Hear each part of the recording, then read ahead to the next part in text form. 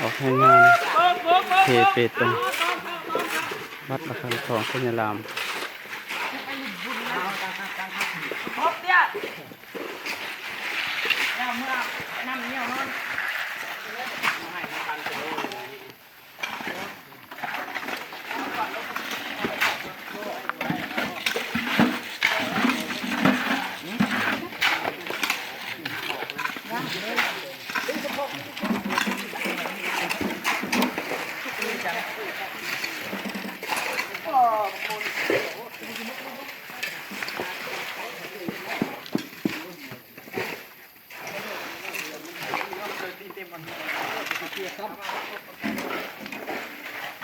นั่งน้อยเดียวเฮ็ดแล้ววันนี้เลย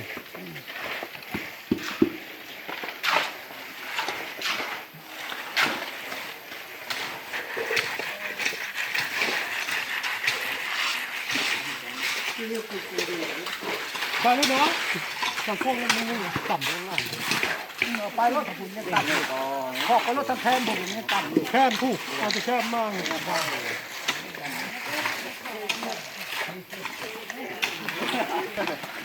กันแล้วไหมนะเพราะช่วงนั้นรักก่อนเท่าแล้วให้ทีละนั่นกู้อ่ะ